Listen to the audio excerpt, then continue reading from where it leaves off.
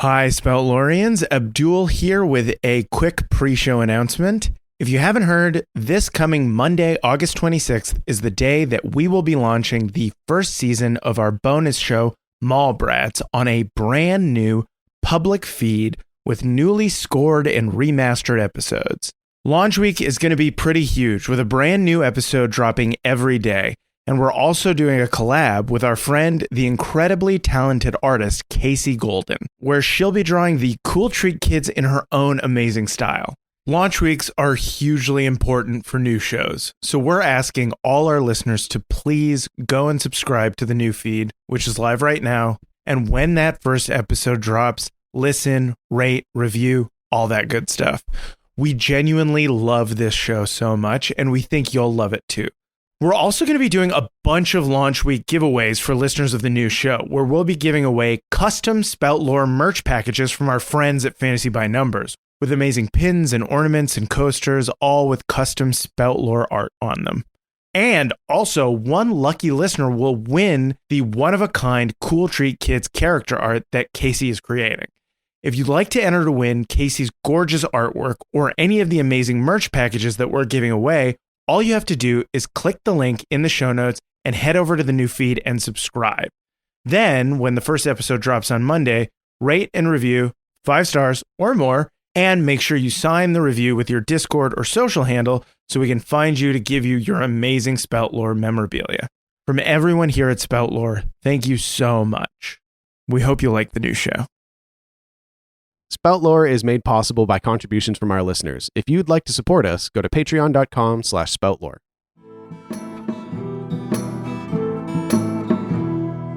Gather round, friends, let me tell you a tale of 3 heroes, noble and bold. A brute, a druid, and a thief who is but 9 years old. You know them by name, you know them by deed. Their quests are famously daring. So here I sit, singing to you an adventure that is worth sharing. Tuck is the brute, he knows not his home, he loves to sing and fight. Ving is half-elf, he shifts his shape and wields a spear with great might. Billy's a thief, his tiny size does mask the largest heart. Best and brightest they may not be, but their friendship outweighs their smarts. So gather round, friends, and listen close, for the tale's about to start. Hello, everybody, and welcome to Spout Lore. I'm your game master, Shawn O'Hara. Joining me, as always, playing Tacoma Dome the Barbarian, Abdul Aziz. Hello, everybody. Playing Ving the half-elf druid, Paul Oppers. Hello, everyone. Playing Fat Billy the halfling thief, Jessica Ty. Hello, everybody. When last we left our heroes, battle was being waged in the garden surrounding the heart tree. Deep beneath said tree, Billy, the halfling thief, and Elman, young gardener, were looking for a place to plant this new sapling, finding, with the help of Elman, a wonderful place just beneath the roots where the soil had been soaked with the wisdom of ages. Above, Tuck wrestled with Taurus, strapping elf of Nathaniel's Talon, in a fight that did not last very long. Tuck knocking him out with a powerful headbutt and then trying a few one-liners to see what stuck. It was kind of just the same one-liner over and over in different variations. He was working really hard in his head. He was, and it showed, honestly, the quality of it showed. It really, yeah, it seemed really effortful, I think. Ving lost sight of his combatant, the elderly elf, Lysander, before Tuck was accosted, set upon by a large group of elven soldiers. Mm-hmm. Ving and Tuck fought this group together until Billy, down below, attempted to calm a threat that appeared. The tree itself began to resist the planting of the new sapling, the force of greed overtaking it. Whoa. Reaching out to Billy and attempting to give the fairy within what it wanted, which was sleep, rest, and the turning of the wheel. Billy began to enter his winter form as ice formed around him and his breath began to mist. Ving above felt this disturbance and plunged through the earth. So cool. To aid his little baby boy. So cool. That's pretty cool. Yeah. Ving then proceeded to remove the fairy from the body of the boy in an attempt to save him, meeting for the first time Billy's winter form in its purest fairy state. Ving offered to play a game with Winter, and play they did. Winter chasing Ving around the chamber in a delightfully childish but also sinister and somewhat malevolent game of tag. Ving using his elemental form to endure the bitter cold and trade Winter a little bit more time with Billy.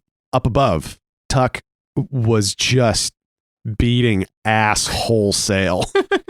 Asshole. Ass wholesale. Oh my God. Contact There's a us. sale on assholes? Yeah, contact us for ass wholesale. Yeah, ass wholesale coming at you. Okay, what happened next? Tuck was just beating the shit out of every guard that he could get his hands on. It was a full-on Donnybrook, teeth flying, blood spilling, bones breaking. At the end, Tuck stood triumphant as he did a WWE-style Irish bare-knuckle boxer call-out to the gibbous man into the face of his remaining foe before kicking his head off. That was such an extreme thing. That was the most extreme thing Tuck's ever done. I would say so. Below, Ving gave Elman the ring, the Chamberlain ring, so that he could communicate with Ollie and find out exactly what the sapling needed to survive, as it had begun to wilt and die under the power of the heart tree. Using well water from Hibernia, a sunstone torch, and a little bit of fairy magic, the crew put the sapling in a stronger place, siphoning the knowledge from the heart tree into the new sapling, preparing it for its life as a brand new knowledge tree. That was so sick. Such a good idea. Yeah. Ving gave the tree a bit of his blood to aid and comfort and strengthen it, using blood that reminded it of Ileana and Nathaniel. The wound in his hand healed over in the shape of a rune, the name Ileana. The tree was calling disgusting, dead, horrible things from across the wood to aid it, to protect it. Yeah. Which led to Tuck standing in the garden above, guards splayed around him in various states of dead and dying, as imps began to climb over the walls here to protect the corruption at the very heart of the wood.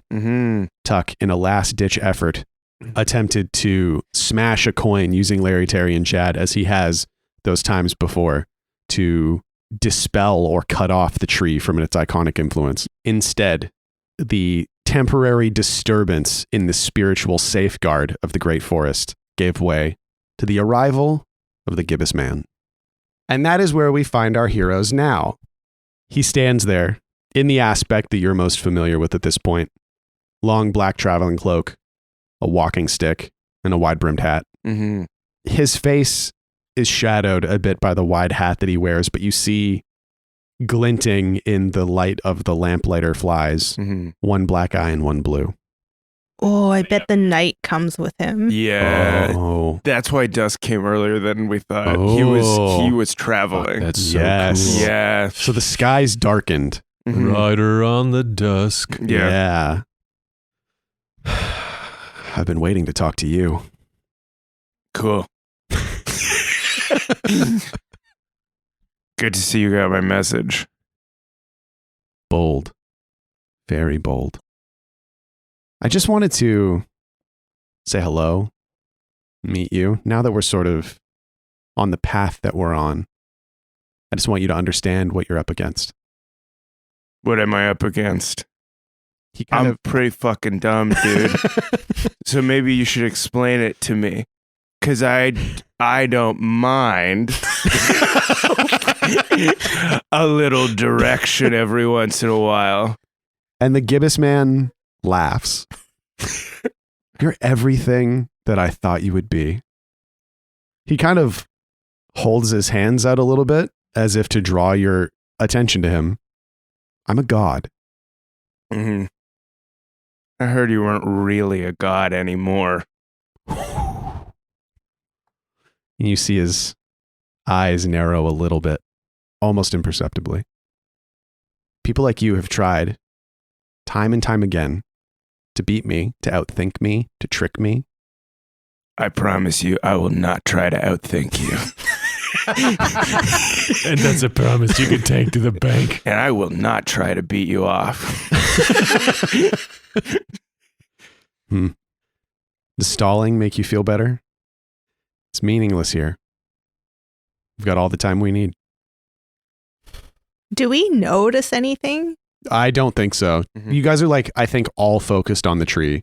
Yeah. Makes sense to me. It also might be a thing where, like, time is frozen a little bit. Like, there are leaves, like, hanging in the air. Ooh. Like- Drop of blood is hanging off of Ving's hand. Oh, yeah. Whoa. Like, the flames that Tuck saw around the tree are still around it, Mhm. like, in his perspective. But they're like frozen. They're frozen, Yeah. yeah. Yeah, so I think, like, as soon as the gibbous man showed up, like, everything stopped. Mhm. For Tuck, at least. Ooh, I do like that. Yeah. And it makes it almost unclear to Tuck in that moment. Is the gibbous man really here? Or is it just in Or my is head? it in your mind? Yeah. Mm. And you can see he kind of tilts his head a little bit. We're almost out of time already. It's disappointing. Wait, what does that mean? I only had a short window to come and say hello. I just wanted to see if you knew. Knew what? Do they know what you are? And he tilts his head, and his head tilts a little too far on his neck. Do you? Tuck feels the hackles on the back of his neck go up. I'm no one. And the gibbous man stands a bit taller, smiles, says, "Oh, this is gonna be fun. Be seeing you." Tuck rushes him. Go ahead and roll 2d6 plus dexterity. 8. 8. As you're rushing at him, you see this shit-eating grin on his face, and your hand lashes out and grabs him right on the front of his cloak Mm-hmm. as he winks out of sight. And something comes loose as he disappears, winding out from underneath the cloak, and in your hand is a red silk scarf. It's Allison's scarf, the one you lost. Fuck! You get the message. I've been watching you for a while. I know it's important to you. And she's mine. The tree resumes its burning. The leaves resume their falling. The imps resume their approach. And the night that the gibbous man brought with him recedes.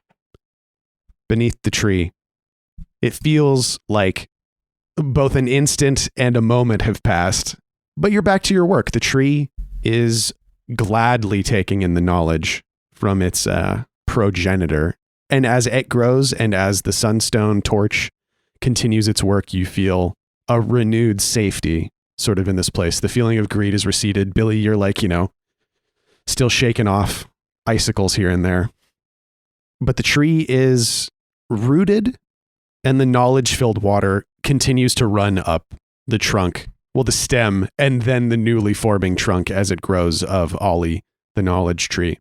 And the tree is beginning to rapidly grow, much faster than it should, but it still seems like it needs a little more help to get where it's going. What do you do? Should we focus on destroying the bigger tree? That's what I was. That's kind of what I'm thinking. Let's yeah. remove the negative influence because Yeah. this thing's weak and small and it's doing a really good job of growing on its own. Yeah, that's absolutely a route to go. You could just And destroy it. So just to cover the bases, the tree is filled with the demon of greed, Yes. basically. Yep. The tree has become an icon. A Yeah. demon, in a sense, yeah. It's like the icon or whatever it is like Mhm. engraved into the tree now. So Yeah. it's going Yeah. to like hold on to it even though Right. The engine is gone. yeah, that's I what I see mean. what you yeah. mean. Yeah. Because the knowledge tree, they take on patterns, Mhm. right? Mhm. And an icon is just like information. Yeah. So it was infected for long enough that enough of the icon got into it. It's sharing that knowledge now across Yeah. the The forest. taint is spread so wide open. Yeah, the taint- across all the the land. taint is endless and permanent. The blood of the taint is pumping from so far out from the core of where it originally was Mhm. that now it doesn't matter that the engine is missing, which was the arrow in Nathaniel's heart. yeah, so Yeah. we have to untaint the OG tree Yeah. Mm. by removing it. Yeah. Well, I wonder, okay, because we've already taken like the physical like demon out of the tree. So I guess I'm wondering like, would it function the same?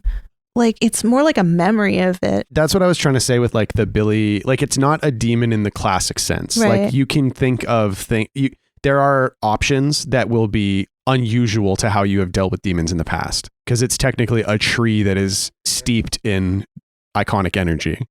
Maybe it needs help too. Right. Like it's like Malgath, right? Like she was influenced, but she wasn't possessed. She was just soaked in it. So if Billy can find a way to like get in there and like pull all of the taint out of the tree, Yeah. then Taint is a good word for what this is. And taint. Nobody's arguing that. Taint is an amazing word. I love taint. We've used it an adequate amount of times. Yes, It's just a normal amount of time. so frustrating. That also means the plus between your dick and your balls because it's a great word. No, Between it your means dick and your balls. Hey, it's you heard also me. between the vulva and the asshole. Yeah, it's I just said not what- a lot of space. Speak for yourself. I'm all taint, baby. Yeah. So I think we can think outside the box here. Ving, Yeah. let's work together. Yeah, right? Okay. So we can talk to this tree. We could convince it of something. Why don't we can we therapize this tree? I don't want to do that. Can we talk to thing talker to Can we the talk demon? to the spirit of the tree? Like we could do shadow dance now or midnight waltz where I could take Ving into the fairy world. That's Mhm. pretty epic. What if okay, if we go into the spirit world or the fairy realm and we talk to like the pure spirit of the knowledge tree, untainted, Oh, because the tree will know. Oh, Yeah. Maybe But the this has happened demon is before. talking over it. Yeah. Oh. Right. Because if you go to Shadow Dance, you go into Yeah. the fairy realm. Yeah. So the iconic cannot go there. Mhm. So that means if you're in Shadow World, then all that's left there is the part of the tree that is allowed in the fairy realm, which is the spirit part of the tree. Oh, I could Right? We could go. do that. But don't you need Fairy Child to use I do. Shadow Dance? But can I force it? Unfortunately, I think you Ooh. need the Why? points. The time not? thing. I have an idea. the What? time thing. Well, there was just a sunset and a sunrise because the fucking god of the night sky showed up for 2 seconds. So can we say it's a new day? Can we Because- argue for Fairy Child? Can we argue that Fairy Child Sean. should happen? We must. So the night left when the Gibbous man Yeah. disappeared. So it's a new day, technically. I mean, I did say that I feel like I'm being bamboozled a little bit, but I'm into it. It's very, very cool. Yeah. It is a cool idea, yeah. How do you guys feel about this? Does this feel like the right thing to do? Does this feel like it makes sense? Yeah, I do. I want to roll Fairy Child. Okay. So Because go you ahead. said night came. I did. and now I it's said day. I talked about how night got dark. We talked about how it was earlier than And it Billy, should be. Yeah, Billy has been waiting very patiently. Yeah, it makes perfect sense And that when he doesn't know that night was short. I don't know. Yeah. Also, you've literally been trying to do Fairy Childs for like 3 4 episodes. Yeah, Yeah. totally. This makes sense. Okay, so 2d6 plus charisma. I need it. Please. Oh. Fuck. Okay, what is it? Plus? Charisma. 6 plus. I think I have 2. 8. Oh, great. Fuck. That's 3, isn't it? It's 3, but That's huge. That's not bad. That's not it's nothing. fine. It's doable. Okay. So how does Ooh. Shadow Dance work and how does Midnight Waltz work? Okay, so Shadow Dance, I spend a hold of Fairy Child, and I roll Wisdom Mhm. to enter the fairy/shadow world. And if I use Midnight Waltz to bring someone or something with me, I use an extra Fairy Child hold. Okay, so it would be 2 hold. Yeah. Contingent on a successful roll. Yeah. Okay. So a 10 plus, I can remain out of body for 3 holds. On a 7 to 9, only 1 hold. Okay. Great. Then yeah, roll it. When we go into the fairy realm, Yeah. we don't have any of our things. No. No. We go in naked as the day we were born. Wait, what? Huh? And here we go. Hey, hold on. Oh no. 6. Aid. You aid? Oh, yeah, Okay. for sure. Okay. Oh God. Big aid. Take your hand, How is Billy. you're just kind of Yeah. holding hands. I failed. Oh, Fuck. no. Wait. Oh, you have Oh. one more fairy Wait, child wait. to turn a failed roll into success. Yeah. Oh, but it's only for me. Oh, But wait. That's You great. just you failed. can do I- it. I just failed. Yes. Okay. So that's all three So fairy that's all child. my fairy childs. Holy Okay. shit. all that fine. time, all that waiting, and they're gone. I knew it. Like dust in All the right. wind. So I get one hold. Okay. How does this look? So Billy takes Ving's hands and he's like, walk with me. And like our bodies fall, but we keep our spirits walk. Cool. That's very cool. And the shadow world or the fairy world is, I don't know, like kind of gauzy, like watercolory, Mm-hmm. not super like definitive like the physical world or the shadow or the spirit world, I mean. Mm-hmm. There's a cute vibe here too, where it's like a kid taking his dad to Yeah. his like kindergarten class Yeah. for the first time. And it's all like the paper decorations and stuff in Yeah. our Thanksgiving yeah. hands. And Yeah. you're showing me things like, Yeah. and this is where I killed a king. Oh, yeah. Yeah. Oh, nice. Oh, that's nice. sort of like you're not stepping like step for step through this place. You're like passing through a lot of like immaterial parts of the world. Mhm. Mhm. Though you're still, of course, getting back to the tree, but you're like, oh, if we come over here, which is 500 kilometers away, Uh-huh. this is where I used to sleep. And if Uh-huh. we come, this is where I also used to sleep. Mhm. I slept a lot of places. You're a tired boy. But you're here in front of the tree. It's got this painterly sort of swimming ethereal quality to it. Ving feels at home here. Yeah. Oh. What does Ving's fairy Oh, form yeah. look like? Oh. Oh. Oh, right. Because, yeah, Billy is in bloom. Wait, and Perel was here, but he like glowed. Yeah. Because Right. he's full of magic Yeah. energy, so it reacted weird. Ooh. Well, Ving, as we know, was made with Magically. magic. Oh, so maybe And you he glow. has the Moonstone Cave in his chest. He's connected to a billion elements. Like, Spirits, too. you must look like a jar of water that like a painter is dipping Well, I their brush remember- into, you know? I remember Ving looking like a chimera. Mm-hmm. Mm. Like a shifting being. You're right. Like Yeah. you A have no shimmering static thing. form in the fairy. Like it's constantly moving. And I like that when Ving passes through, there's many spirits keeping pace with him and Billy behind them. Oh, yeah. Because there's so many spirits that not only he is embodied, but that are walking with him. Oh, yeah. It's a great idea. That's really That's good. very cool. Mhm.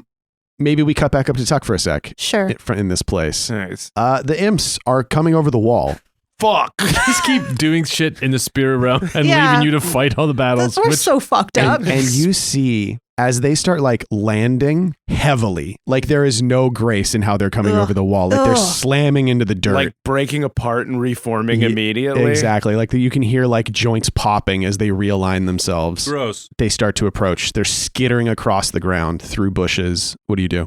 Okay, I'm gonna defend this fucking tree piece Great. of shit. Fuck. And Tuck is, as he's posting up to fight these stupid fucking things, he's so mad that he's alone. Of course. Yeah. Oh. He's just like, fuck, Billy and Ving better be doing something fucking useful down there. We're gallivanting. Yeah, we are. While he's posting up, what does he do with the scarf? He like wraps it around the wrist that always Mhm. holds TLC, Mm-hmm. kind of like right above his like leather bracer. Cool. Yeah. Okay, go ahead and roll defend 2d6 plus constitution. Okay, here we go.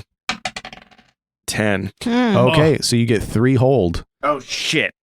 What? Uh-oh. I have a -1 constitution. Okay, so you get 1 hold. Yeah. That's fine. I have staunch defender, but that just gives me a +1 hold even on a miss. Oh wait, so you have 2 hold. Wait, does it give me a +1 to what I got? No, it gives you a +1 hold. Even on a miss. Yeah, you didn't Oh. miss. You got a 7 to 9, so you get 1 hold. So And that gives me staunch 2. defender gives you 2. Fuck yeah. Yeah. Cool. And even if you fail, you always get another hold. Sick. Yeah. I get 2. Yeah. Hell So yes. That's great because you notice as they start rushing towards you, they're not rushing towards you. They're rushing towards the chasm behind you. Okay, here we go. Mm-hmm. I am going to deal damage to the attacker equal to my level.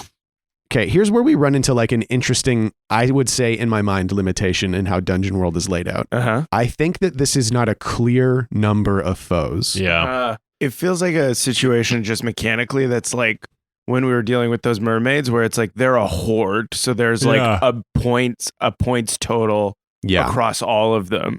Yeah. Yeah. Which I think, I am forming a number in my head. Mm-hmm. And Is that it doable?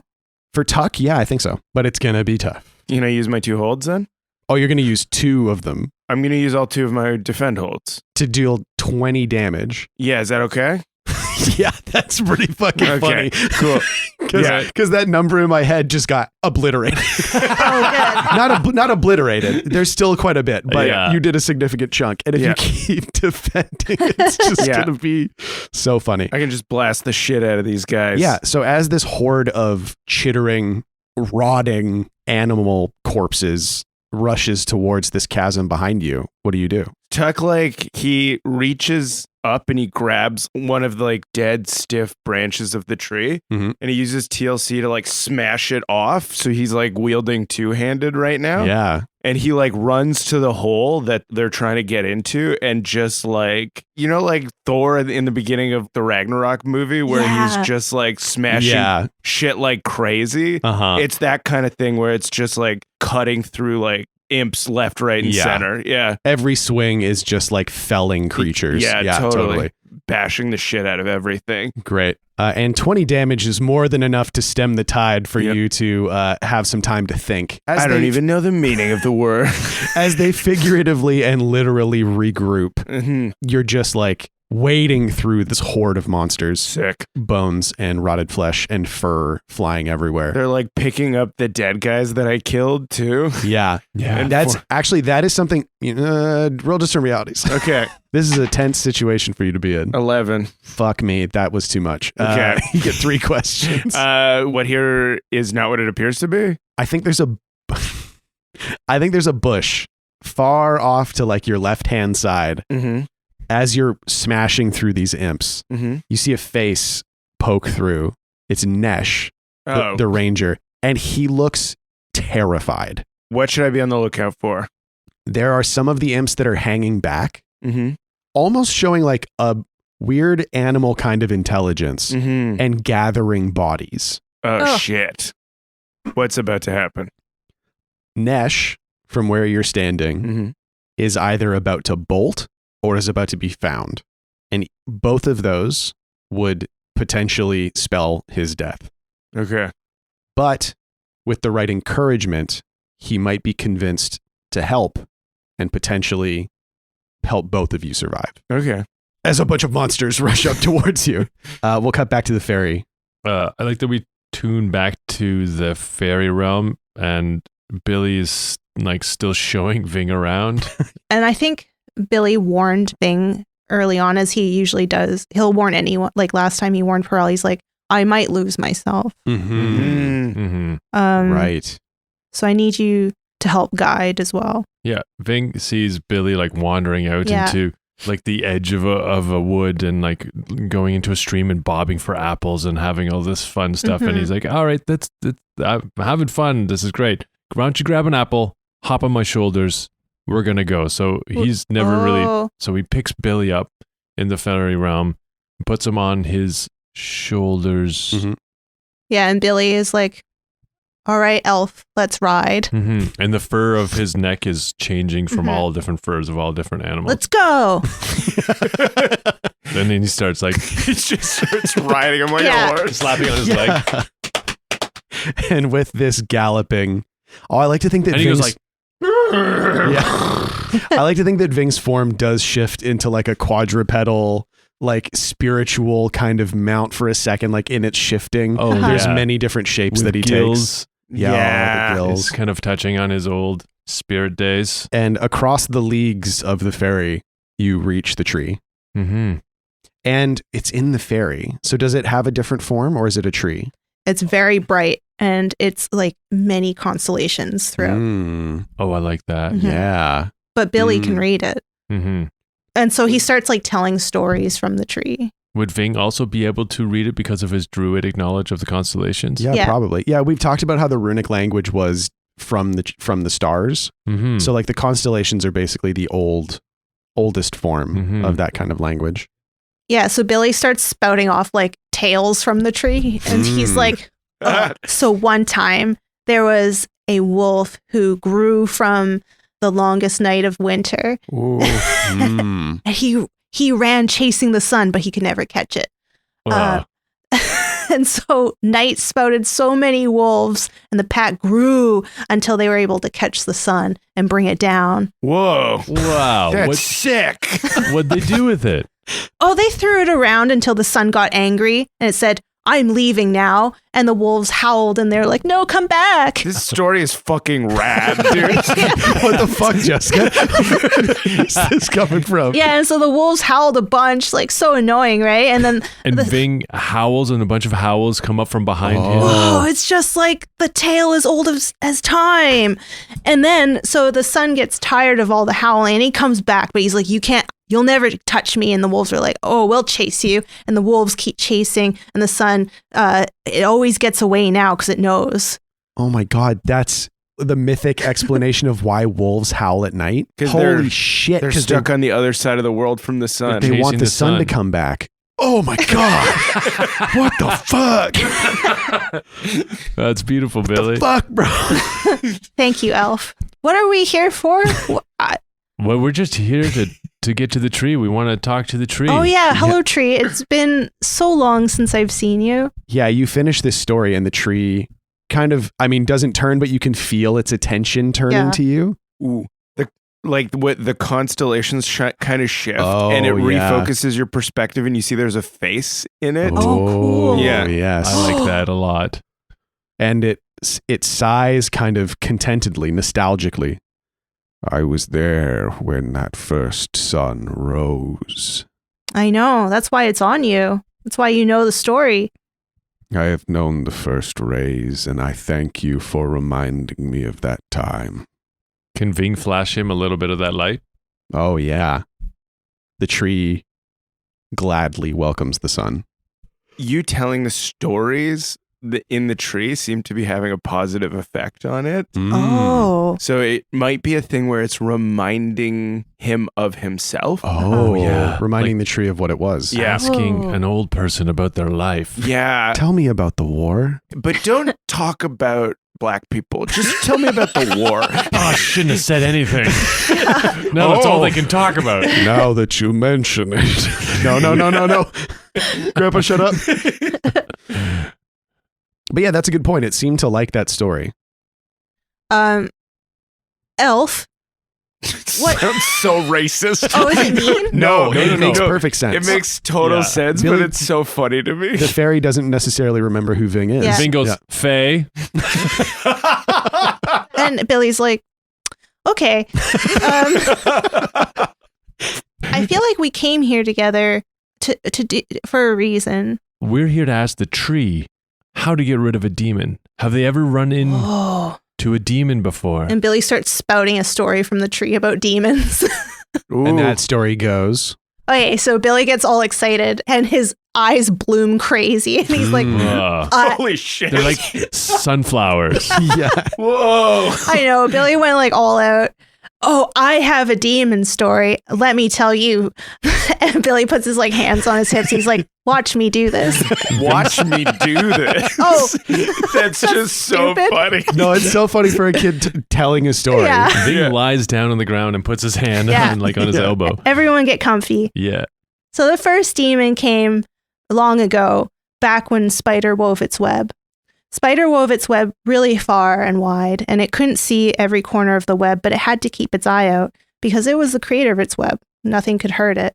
So Spider went and put its eye in the 40 corners of its web.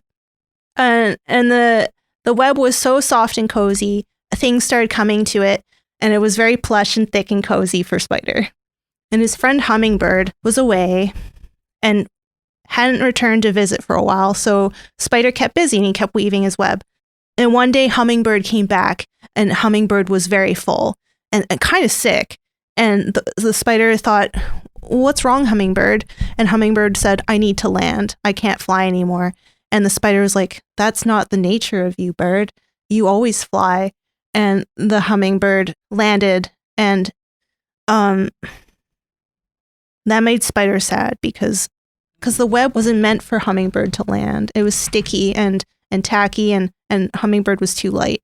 And so Hummingbird was trapped, and the sickness grew, and Spider tried to help it, but it didn't know how to do anything except weave the web tighter around Hummingbird. Whoa. And so he wove his web around her, thinking it would comfort her because it comforted him. And she said, no, I'm too sick.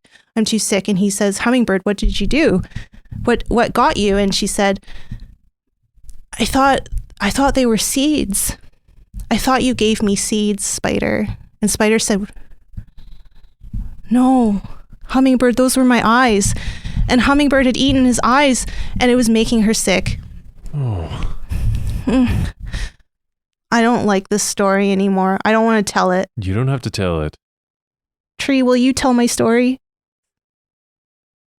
Hummingbird died. And what rose from her corpse were eyes. And the eyes walked like men.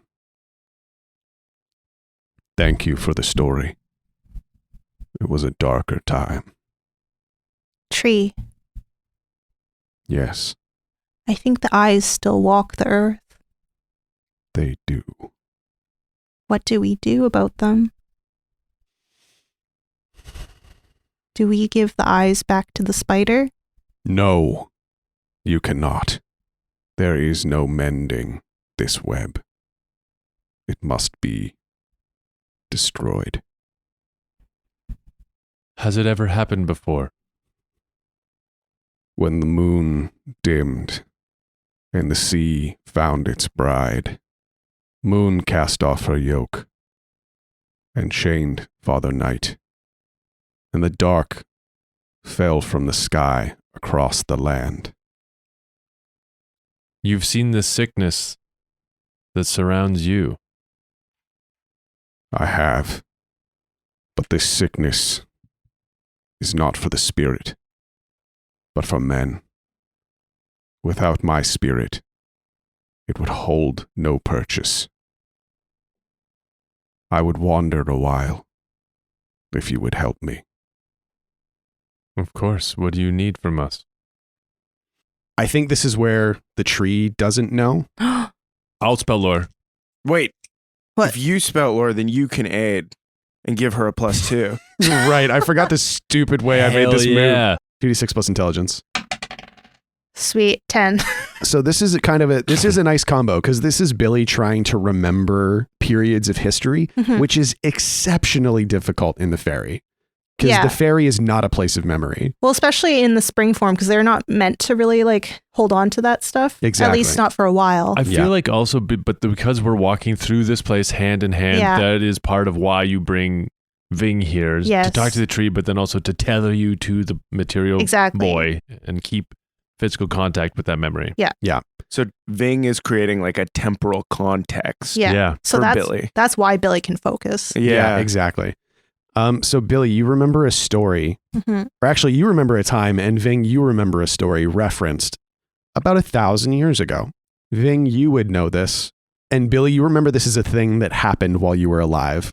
Well, as a fairy, so you're not really sure exactly when it happened. But the moon dimmed for a time, and the fairies were aghast. What has happened to the moon? Where has she gone? It was quite a hubbub in the fairy. There were a lot of councils at that time. A lot of parties A lot of happened. gatherings. A lot of gatherings, yeah, that turned into parties and Yeah. then became pointless. Almost Why were we here? Why are we here? Yeah. You guys want to dance? Yeah, Fucking love a scuttlebutt. but I'm gonna try and bounce back and forth in a way that makes the most Sure. sense. The moon disappeared. The fairies were concerned. You, Ving, know that about 1,000 years ago, in what's known as the Age of Grieving, the moon disappeared, and night was basically pitch black. And then, very suddenly, the story goes, the moon returned full force, and under the power of its light, the night sky fell to the earth. Billy, you remember this as a thing that happened literally. Uh-huh. The moon returned, and the night sky shattered, and pieces of it fell to the land. Oh. This is referenced in those tales, Ving, that you have read as the reign of night. Billy, this was a hard time. Mhm. The sky fell, and for a time, the things of the night and the beings of shadow and darkness were stronger than ever before. But the fairies eventually learned to adapt because those things were stuck in the material plane. And over time, that changed as these pieces of night disappeared were destroyed. Some say were gathered, secreted away. And that, Ving, in the annals of history, basically immediately precedes the first age of grieving. So that's sort of the story. So cool. Yeah. When you say the fairies, remember it was a hard time, like what happened? Mainly it was dangerous for fairies to leave the fairy because the land was overrun with dangerous things. Yeah, that makes sense. Okay, so fairies, there was a time, like obviously before that, fairies could like occupy anything. Yeah, come and go freely. Yeah, but there were stories of fairies that didn't return, which had never happened. Yeah. The fairies remember this as the age of invasions. Oh, yeah. And there were a lot of things attempting to come through to the fairy from the material plane. There were like fairies that came back wrong and they had to be banished. And that's why we call it the shadow world sometimes. Oh. Because these demons that would try to infiltrate, it wasn't like a full force demon, but it was like shadows that would invade like our world. Oh, maybe this was a war and the fairy was different before this. That's what I'm thinking. So I think the things like the oath, the pinky promises, the trade and stuff like that, that was our weapons of defense. Mm-hmm. And so like the fairies became tricksters in a way because it was the only way to tell each other apart. Whoa, and so cool. Yeah. And so to trust people and humans, like, yeah, we had those built in, I guess, to protect the fairy realm. That's wow. fucking rad. Oh man, so what if it's called the shadow world, not because it's a shadow of the material world, but a shadow of the world it used to be? Yeah. Oh, yeah. I had this idea when you were talking, like that before the fairies were fairies, they thought of themselves as the free folk. Yeah. Mm-hmm. Like they broke off from the spirit plane and they had like freedom to roam wherever and do whatever. Through all the different realms. Yeah. almost. And then when this happened, they became something different to defend themselves. Almost like a frightened people, Yeah. Mm-hmm. which would make them tricksters too. They Mhm. impose these limitations and rules on themselves to keep themselves safe. Yeah. Whoa. And it also imposes those limitations on other beings because it, like, not only did fairies used to be able to roam freely, but other beings could interact with us freely because we didn't know a time of betrayal like that. Whoa. Ving, you would realize this isn't even allegory. This is a real thing that happened. This is when the gibbous man was chained to the material plane. Obsidian came from the sky. That is where it was formed. And it fell to the earth, and that is what has trapped the gibbous man here. Remember you said there's one ring in the tree that's a black ring? That's the reign of night. That's so sick. I forgot about that. Yeah. It was the year of obsidian. Exactly, yeah. I'm basically thinking about it as that one real life year that happened where it was night for a year. Mm-hmm. Like the sun was obscured completely. It was dark for a full year. Because of the volcano It was a volcanic eruption. eruption that just like blanketed the world in Who ash. knows? That could be the cause of all this obsidian too. Yeah, totally. Oh, it could have been a volcanic Of course, that's what eruption. makes sense. That's- in a physical way. Yeah. That's interesting. I like that a lot. I like to I like that tether a lot. my brain around those No, moments. that's such a great idea. Mhm. So, sorry, that is probably more part of the interesting thing. I think the really useful thing here, if I, Shawn the GM, had to say it, was Billy's remembrance of the invasions and the reign of night, that the fairies were safer in the fairy. Mm-hmm. And that if you were to figure out a way to get the spirit of the tree into the fairy, as it said, the demon would have nothing to hold on to. And that might burn it out. Right, because demons need like a nervous system essentially to persist in. Like they need a medium to exist Something, in. a spirit, some sort of life-giving thing. Mm-hmm. Are we not talking to the spirit of the tree right now? You are, but like, it's not in the fairy. The knowledge tree is like 3 parts though. Uh-huh. Yeah. Because it's nature and like magic in a way, like druid magic. So that's why we can talk to it here. So if you do you think you could facilitate it transitioning entirely into the fairy realm to protect itself from demonic influence? We'd have Maybe. to Yeah. lose something. Lose a lot of the knowledge. Yes. So maybe that's the price. You could use your hold to do this, I think. Okay. But the facilitation of the knowledge from the old tree to the new isn't complete. You could wait and risk everything, or you could accept that some of that knowledge will be kept with this spirit. While you think about this, let's cut back to Tuck. You are being swarmed. Nesh is in a bush. There are about a gajillion imps up here. It's such a hard fight for Tuck because they're not really trying to fight you. They're trying to get past you. Mm-hmm. Which makes it so much more annoying because you're like, come here, and then they just run past. I use what are you waiting for to get them all to attack me. Fuck! How do you keep figuring out my secrets? 2d6 plus con.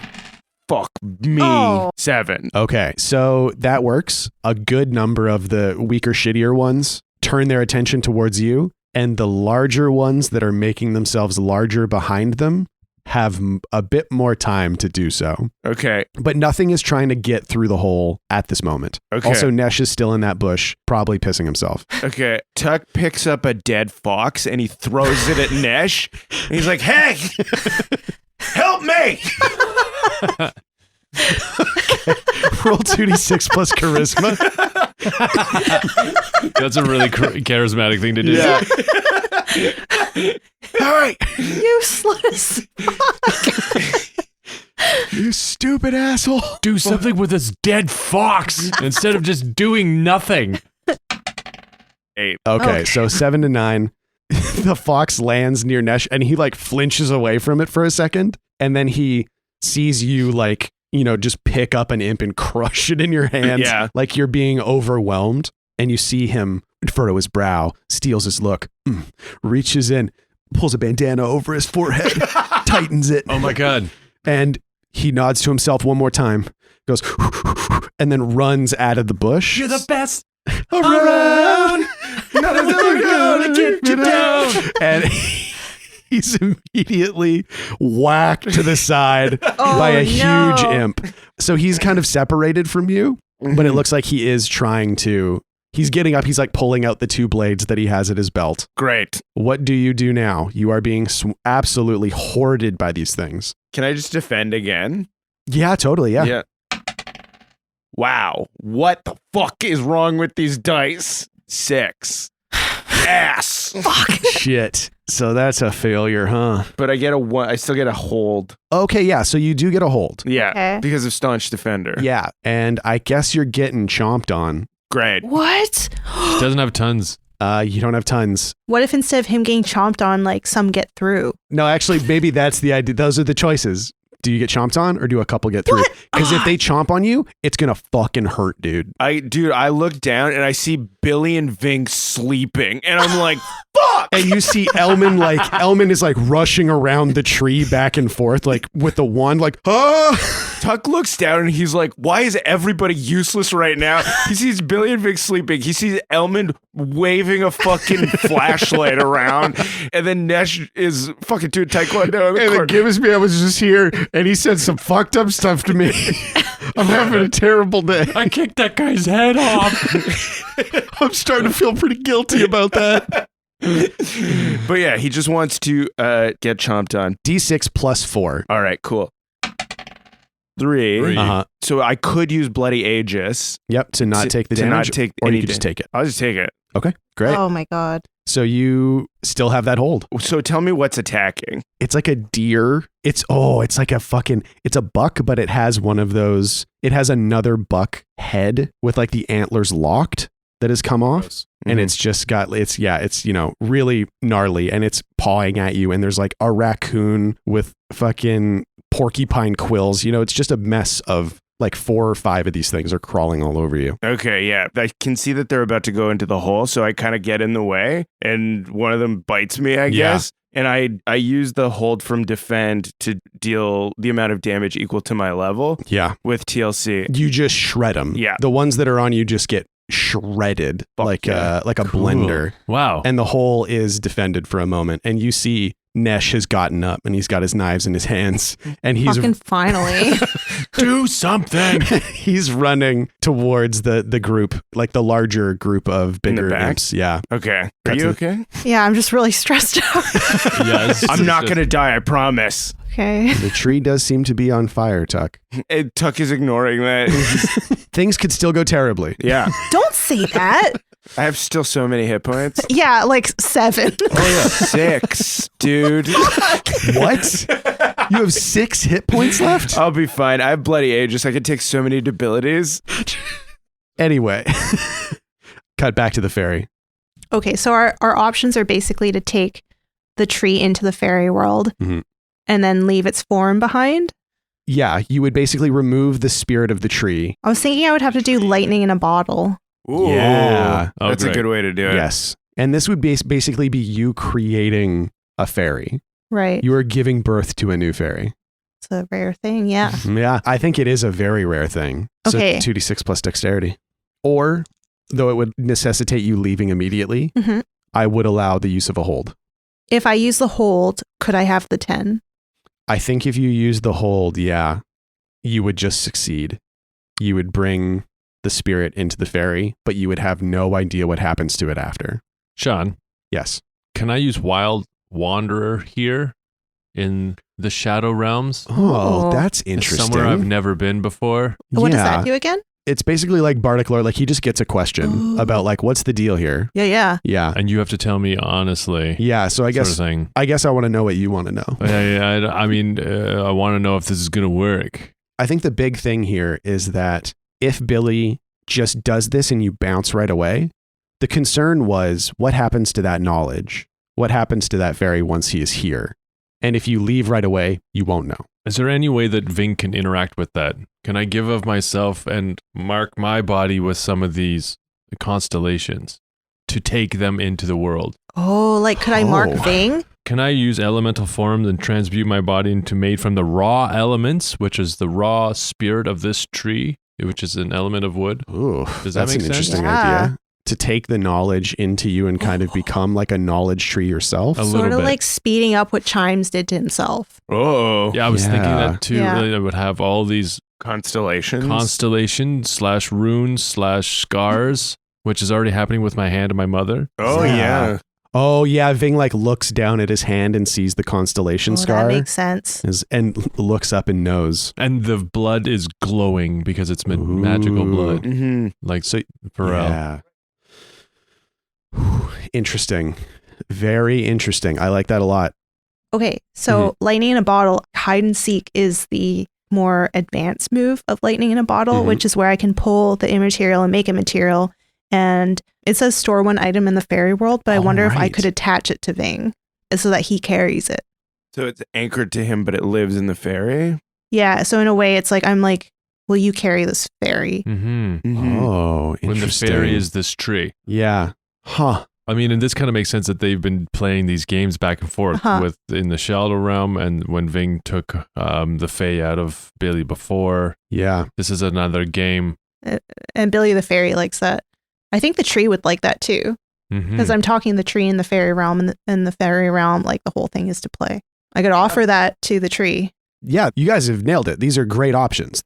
Okay, well, I would like to call upon the primal spirits of the tree to perform a task for me, and that the task is to bestow its knowledge on me to carry into the actual world, the material realm. Pretty sick. I hope this works. Are we doing this together, or are you doing it separate? I think it makes sense that we I could think do so. it together. Yeah. Okay, so Billy's going to use hide and seek, which is like the more advanced move of lightning in a bottle. Mhm. Okay. And Ving's going to use elemental mastery. Okay.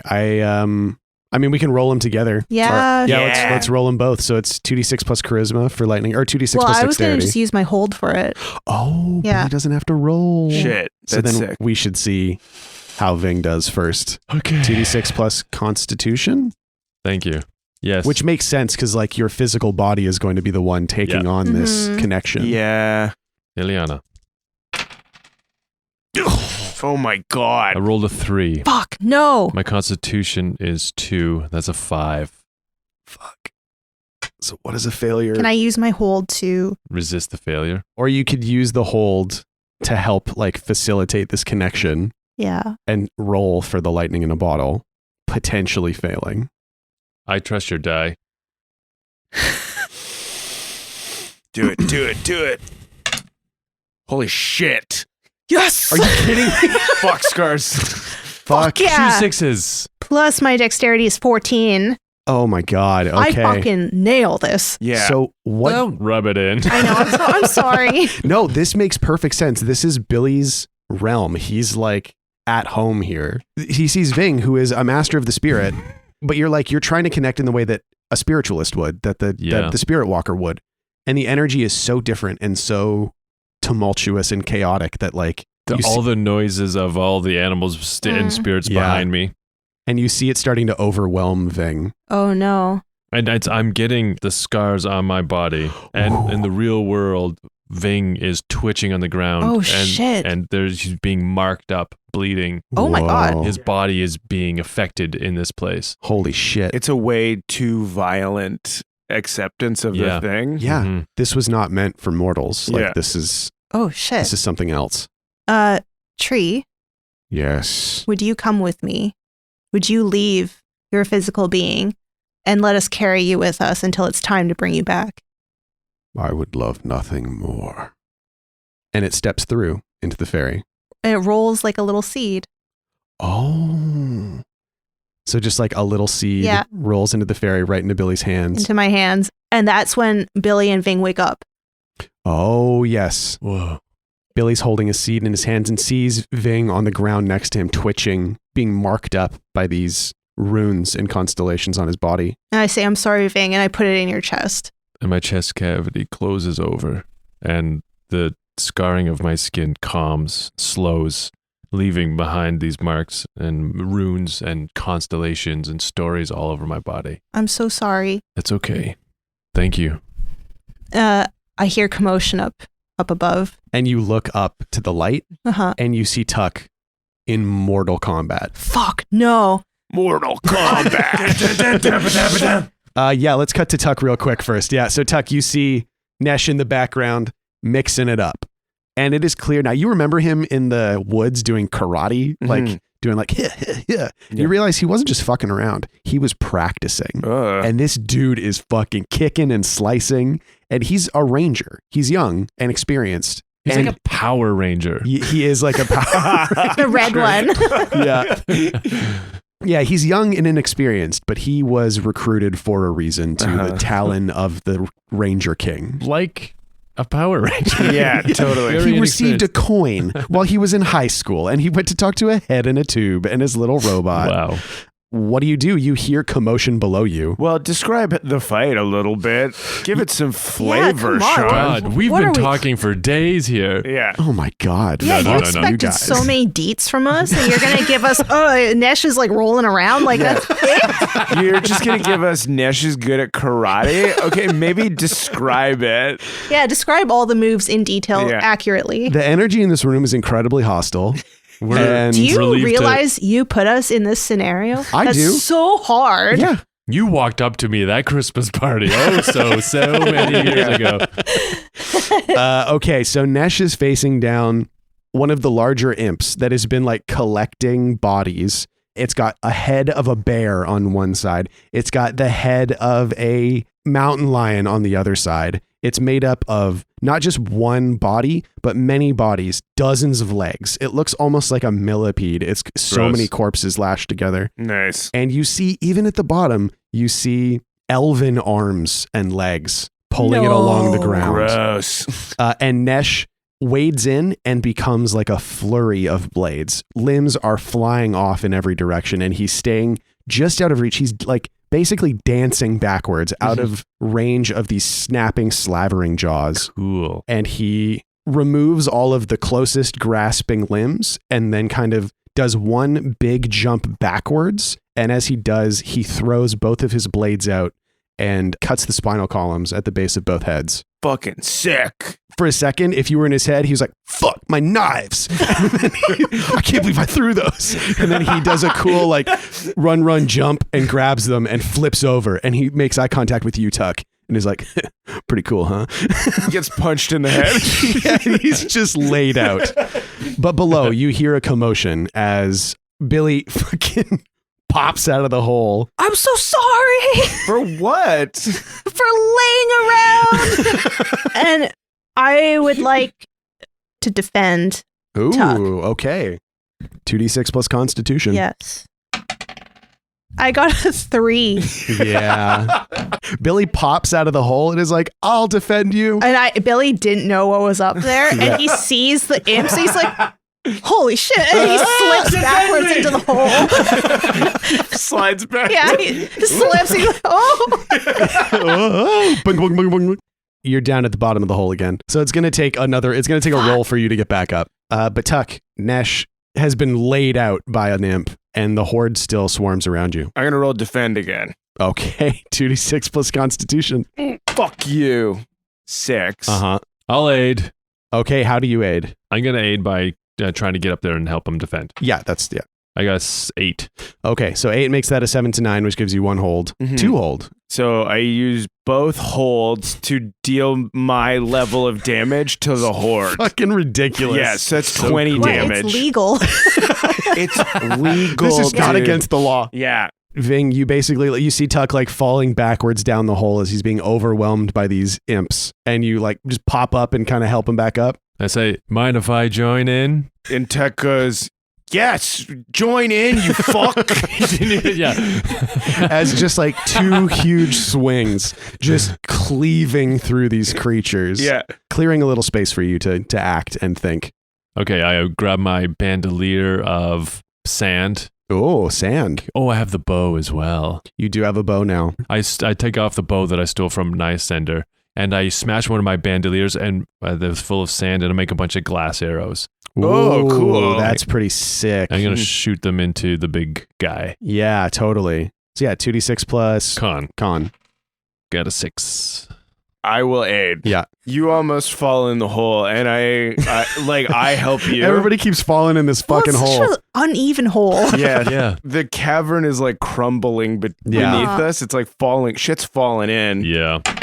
8. 8. Thank Okay, you. so that And- makes it a 7 to 9. As you almost fall in the hole, like Tuck takes his axe, buries it in the head of like an owl, elk, bear thing, Yeah. and then he reaches back and grabs you, but cups your buttock. So you're sitting in his hand, and And he's then Ving instinctually clenches his butt to like, show hold up. on. I'm not going anywhere. Well, to show up, to be like, I've been working out.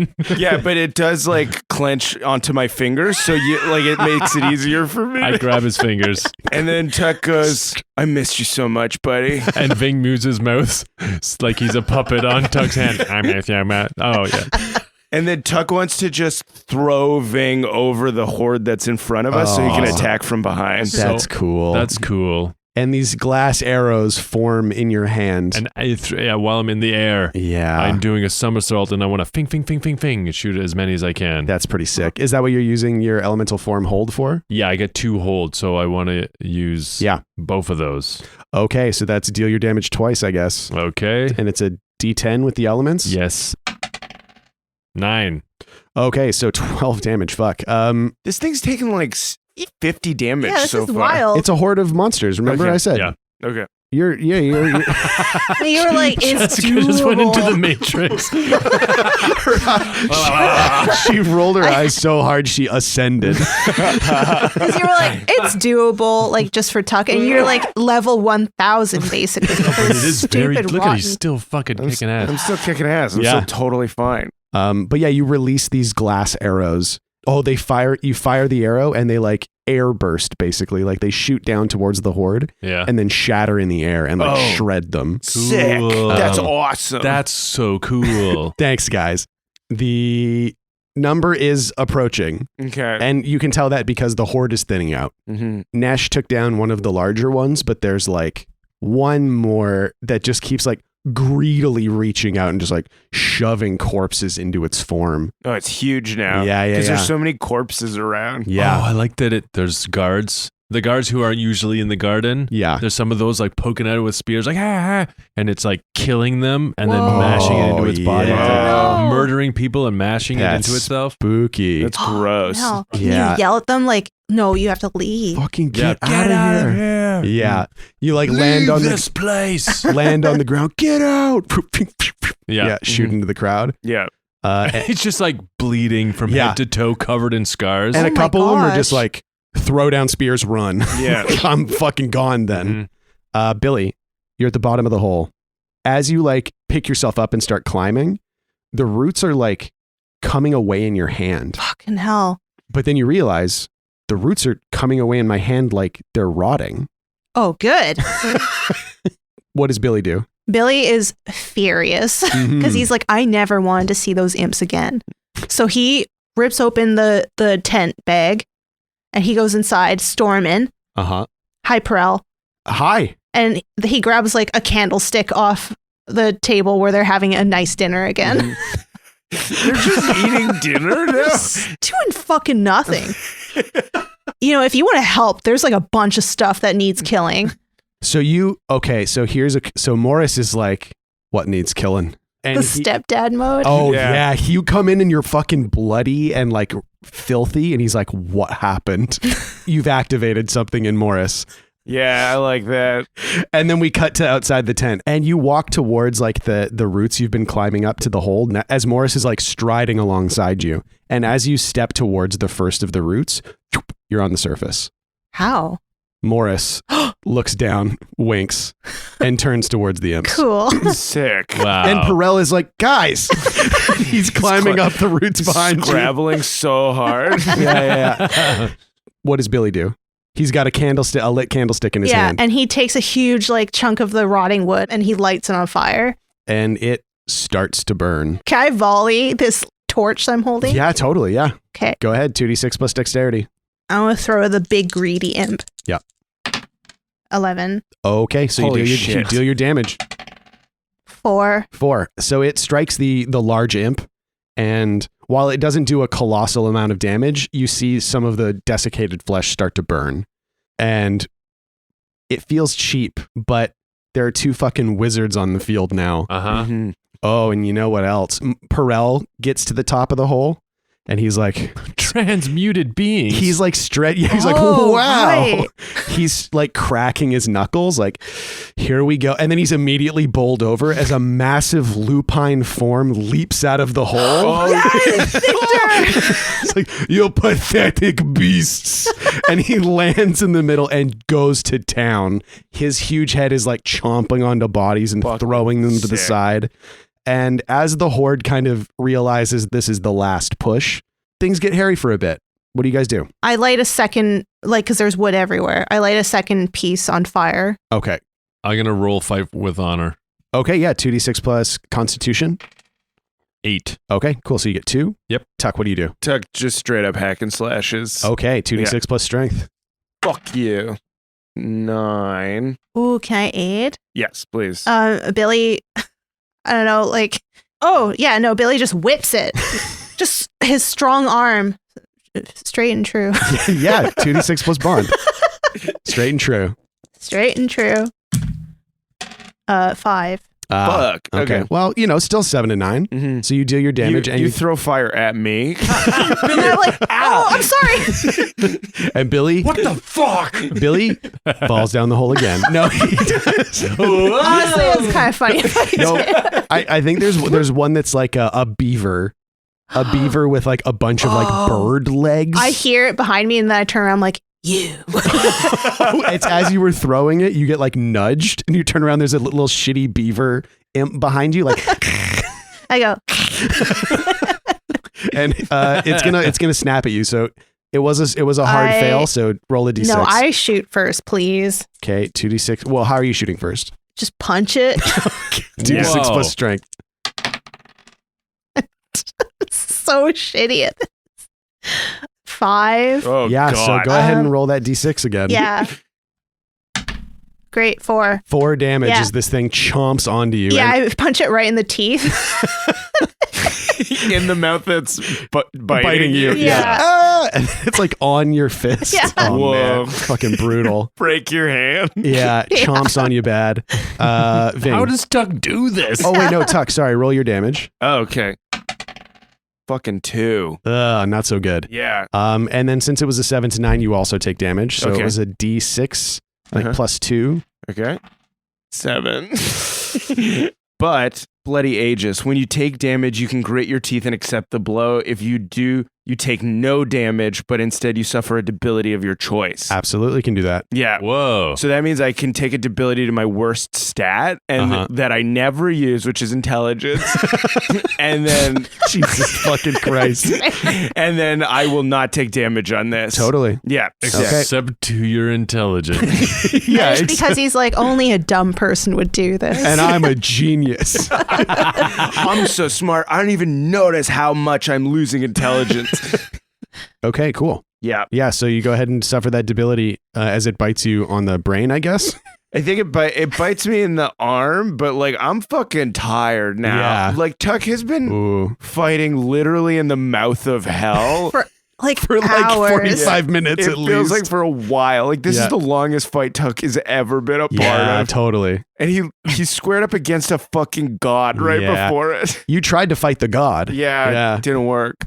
Vin Clark said the Tuck is so done and that he's getting stupider and the more he's getting attacked. Oh, So no. I want to use one of my hold to deal a damage within sight, whatever's closest to Tuck. Yeah, totally. It is the group of 3 chittering things that are climbing all over him. One looks like a pig that you don't even know where this pig would have come from. And then it's... Oh, it came from the shit dungaree. shack. the dungaree. Oh, it's The it's rhinoceros. the rhinoceros. Oh, yeah. Rhinoceros. Oh, it looks like Rocksteady or Bebop. Can't remember which one. Yeah. It looks like Rocksteady and Bebop mashed Yeah. together. Gross. A pig and a rhino. Yeah. Yeah. I'm going to use my bandolier again and use elemental form. So I jump over Nesh, who's battling somebody, and I'm like, holy shit, she's got some fucking moves. Yeah. Land behind the group that's up against Tuck with the one that's on fire, grabs one of his bandolier that has a little bit of the gunpowder that he got a long time ago. Oh, in it, yeah. pours it all over his head and jumps onto the guy, Wait, what? exploding, engulfing in flames and everyone around him. Whoa. Wait, Why what? why do you have to 'cause kill yourself? I don't need to, so now I'm like a fireman. Oh. And aren't you like impervious? I'm to impervious to Yeah. fire. He's impervious to Oh, fire. Sick. So Okay, I wanted cool. to like get close to him. I get him really. I grab the guy and I kiss the monster on the mouth and I pour the fire over top of my head, lighting me and him on fire. Yeah. and then I punch. Boom. So go ahead and deal your damage. Okay, It's a wow. D10. 7. Yeah, that Holy shit. immolates the one you're holding and one next to you. Morris steps up to like one of the imps, which, you know, they've never seen monsters like this before.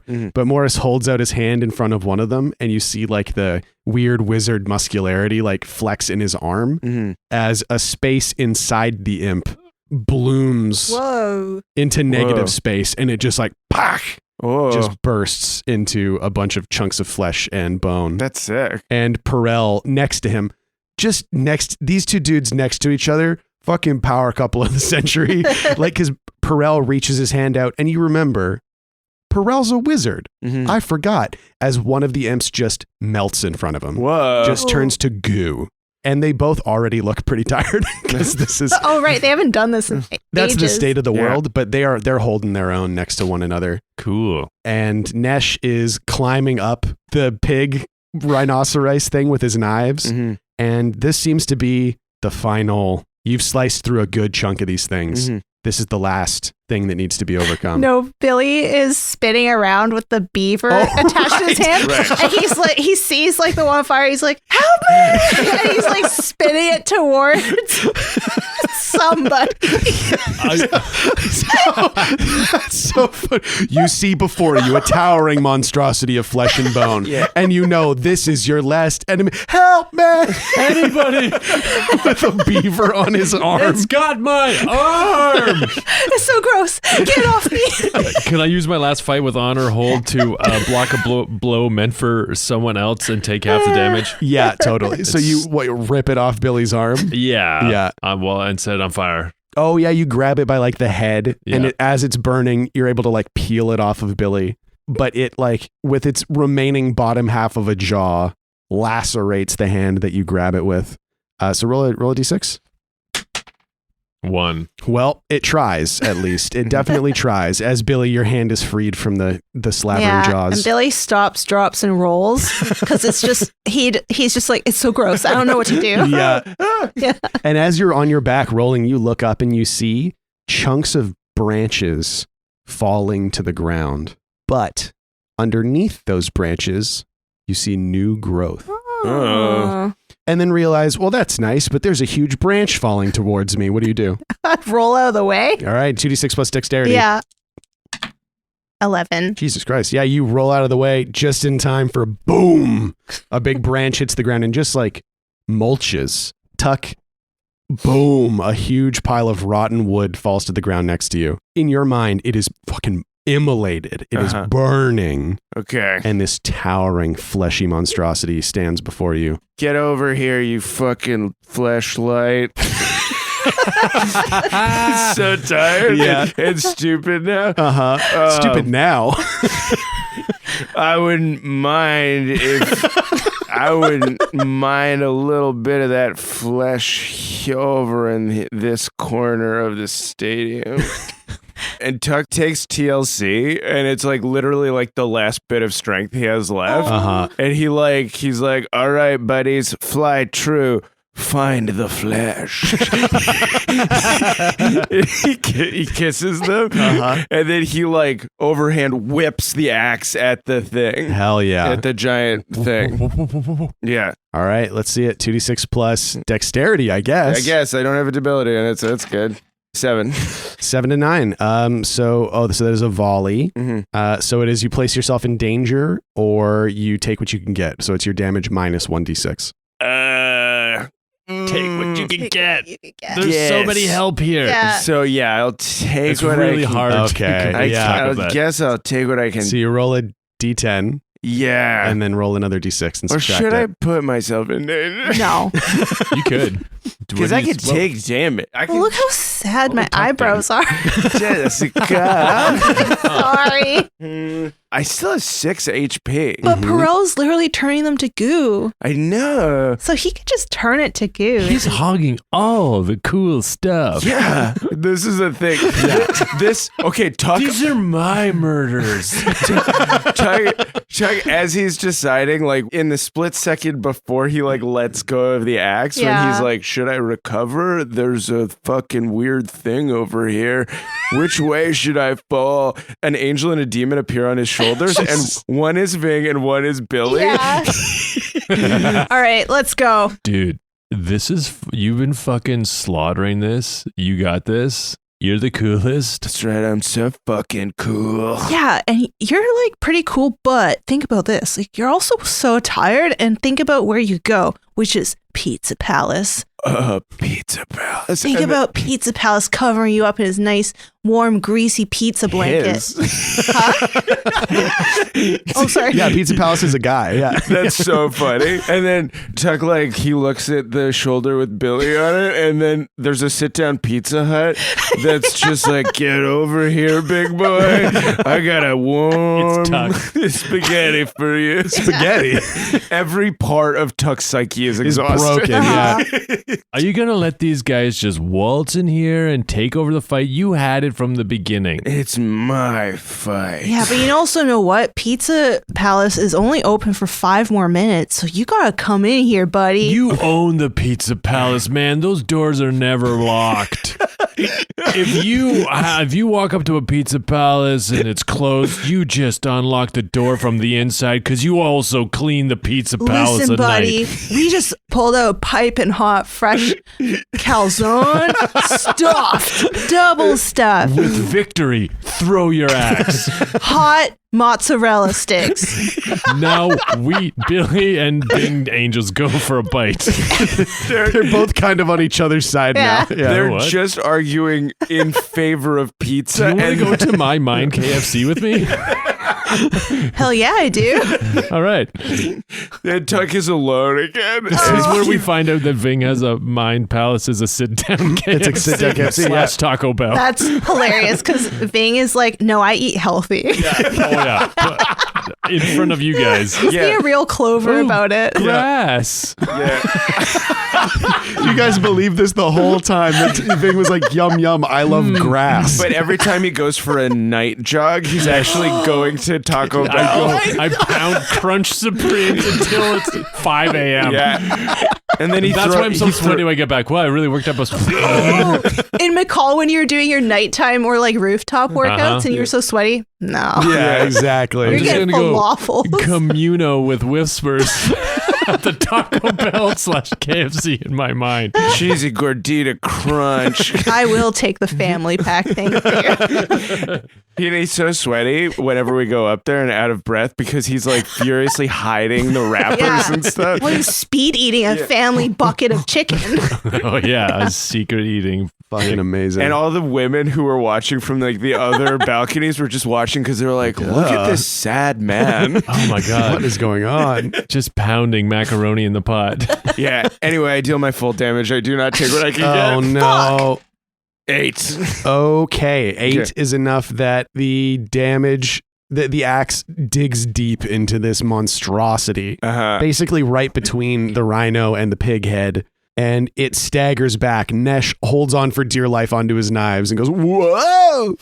As Morris and Perel are trying to keep it in place. Like Perel is transmuting the soil up into like a barrier on one side, as Morris is using his magic to extend that barrier around it. Sick. It is teetering. It is on its last legs. You have put yourself in danger. Mm-hmm. You look up. There is a massive piece of tree falling towards you. Ugh. What do you do? Defy danger. I just try and dodge out of the way. Defy danger dexterity. Here we go. Fuck. That's a 3. So no, I do not dodge out of the way. Can I do something? Yeah. What do you want to do? Am I allowed to defend Abdul? Oh yeah, let's roll it. So it's 2d6 plus Constitution. 11. Oh, shit. Whoa! You get 3 hold. Sweet. So you can redirect an attack from the thing you defend to yourself, have the attack's effect or damage, or deal damage to the attacker equal to your level. Yeah, I'll redirect the attack to myself. Okay, so you just fully push Tuck out of the way. Push him away. Yeah. And I roll up into like a roly-poly to protect myself. Nice. So what kind of damage do we think this falling tree does? I mean, it's mush. I want to say it's a 12. D12? Okay. Okay. But I kind of want, because it's not going to just be like, the chances of it just being 1 are low. That's fine. So I would say you're going to be rolling 2d12 and taking the highest. 2 is the biggest. Wow, you rolled a 1 and a 2. Oh my god. Fucking kidding? Luck of the Jessica. What the fudge? You roll into the roly-poly, like you Yeah. said, and this huge chunk of wood just slams down around you. You did say earlier, like, oh, that wouldn't even hurt me. Yeah. See? It Yeah. didn't. I poke up my finger. I'm like, I got a sliver. Yeah, there was like a huge crack in it that just landed around you. Exactly, yeah. Hank jumps in like a mother, like, oh my god, a sliver, honey, no! Starts biting at it. Before you pop out, there's like a moment of silence when everyone on the field is like, Billy just died. Yeah, totally. And then Chuck's like, no, avenge you. You see Billy, his splinter does not need attention. He's absolutely fine. Yeah, Yeah, you can tell because he's going, owie. You know what? He's fine. Whenever he makes that noise, he's not hurt at all. Yeah. And this beast is tottering, being hemmed in by Morris and Perel. It's got Tuck's axe hanging out of it. I run up and you said the axe went into his chest. I dive into his chest on fire to go Whoa. get the axe and come out the back with his Yeah. axe. Whoa, you go through it? Yeah. Whoa. Like, so you grab the axe, then use And the just- momentum of the use dive? the axe and swing through, cut through it, and come out the back on fire with the TLC. Yeah, Whoa, totally. cool. And that's an elemental form hold. Oh yeah, that's my last hold. Okay, so you come out the other side as the flames like extinguish around you as you I slide leave them to behind in the animal to burn. yeah, and it's like crackling as the fire begins to engulf it. And roll your damage. 5. The fire crackles up in this dead flesh.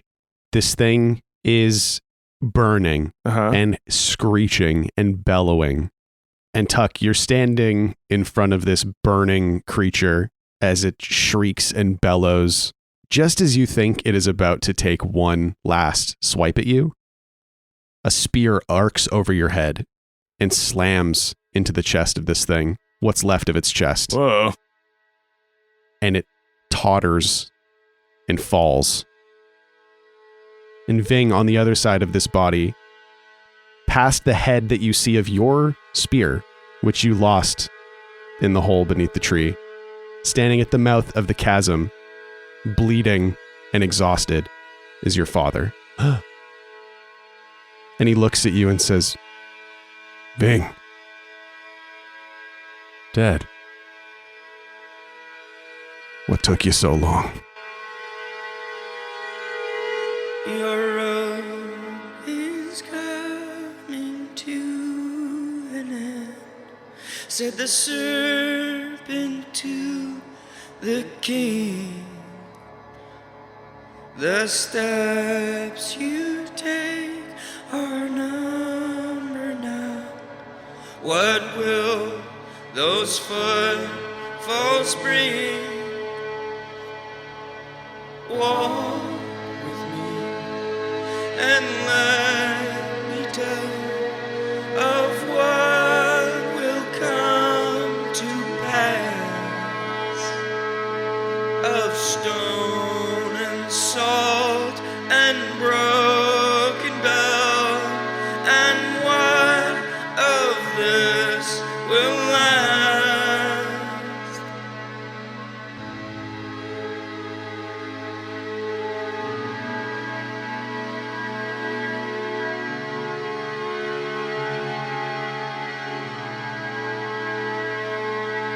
The king then took the serpent's hand and listened to her story. For in her venomed prophecies were tales of coming glory. The serpent spoke of many things that were yet to come to pass, of ever queens and nightmare kings, of copper and of glass. These things I say, the serpent warned, will come to happen soon. And though you see your place in earth, it also means your doom. Time now comes, the serpent said, to finish off our war. And in the ending of your road, we hear her arrow knock. The archer sets her sights on you. Her arrow will fly true. For time must march and sun must set, for day to dawn anew. The serpent then embraced the king as time's arrow took its course. And though she led him down his path, she did so with remorse.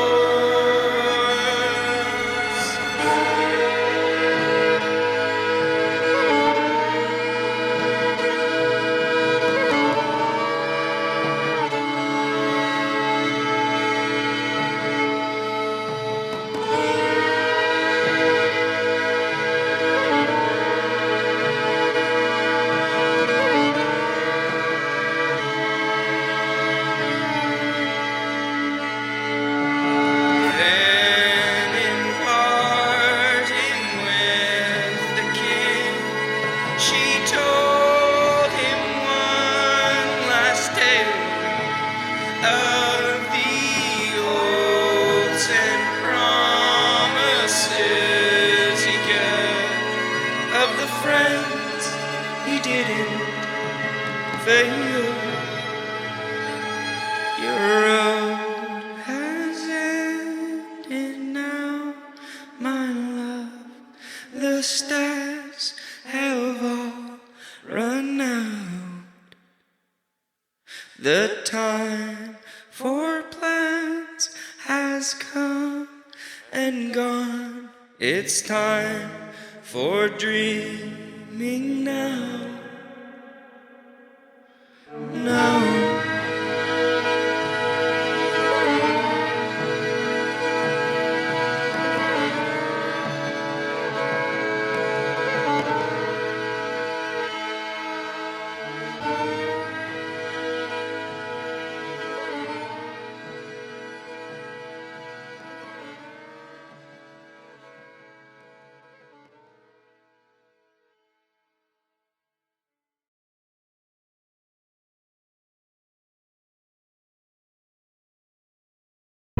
The Fable and Folly Network, where fiction producers flourish.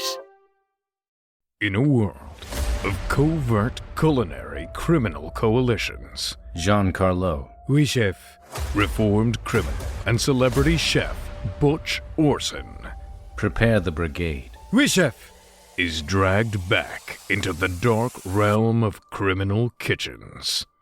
Behind. When old rivals threaten his life's work, Corner! Butch is brought back. Hot. No. For one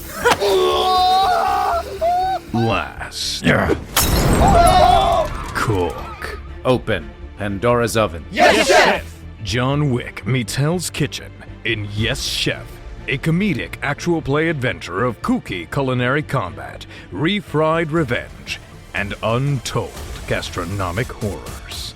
Yes Chef is out now on the Dungeons and Drimbus podcast feed. Butchie, a genuine pleasure to see you.